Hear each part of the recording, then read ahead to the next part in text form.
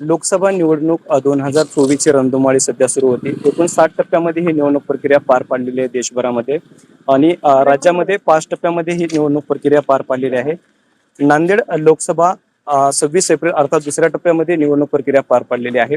भाजपनं दुसऱ्यांदा विद्यमान खासदार प्रताप पाटील चिखलीकर यांच्यावरची विश्वास दाखवून त्यांना संधी दिलेली आहे. साहेब, काय सांगाल? एक्झिट पोल आणि अनेक सर्वेच्या माध्यमातून तुमचं नाव चर्चेत आहे, विजय तुमचा होणार आणि नांदेडकर तुमच्याच गळ्यामध्ये माळ टाकणार असे चर्चा झाली. नांदेडकर जनतेवर माझा विश्वास आहे.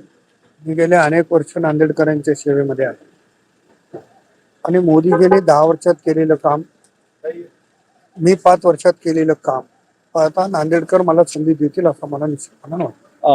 साहेब, अनेक सर्वेच्या माध्यमातून देखील उलगडा होता आणि तुमचे जे प्रतिस्पर्धी महाविकास आघाडीचे जे उमेदवार होते त्यांनी अनेक सभामध्ये देखील उल्लेख केला की 1.5 लाख मताधिकांनी माझा विजय होणार आहे.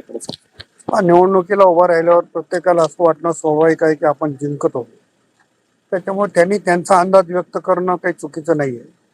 त्यांना जे वाटते त्याने अंदाज व्यक्त केला आणि शेवटी जनतेने जो काही निर्णय यायचा ठरवलाय त्याचा निकाल उद्या लागणार आहे. भाजप सरकारने 400 पारचा नारा दिलेला आहे.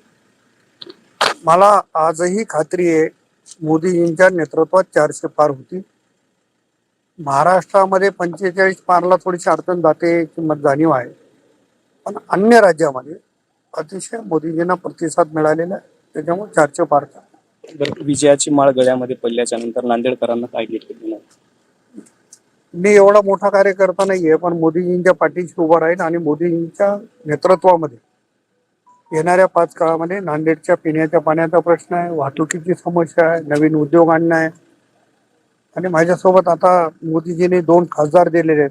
त्याच्यामुळे आम्ही सगळे मिळून एकत्रितपणानं नांदेडच्या विकासासाठी प्रयत्न करू. 2 दिवसापुढे आता 2 दिवसाच्या नंतर निकाल लागणार आहे.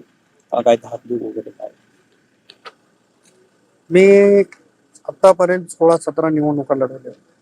मी कुठल्याही निवडणुकीमध्ये धाकधूक मनामध्ये ठेवत नाही.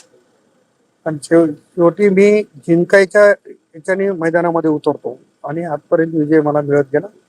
उद्याच्या निवडणुकी शेवटी उमेदवार आहे, प्रत्येकाला भावना आहेत, भावनिक असतो थोडीशी, प्रत्येकाचे वेगवेगळे फोन असतात, प्रत्येकाचं वेगवेगळं बोलणं असते, त्याच्यातून धाकधूक थोडीफार असते.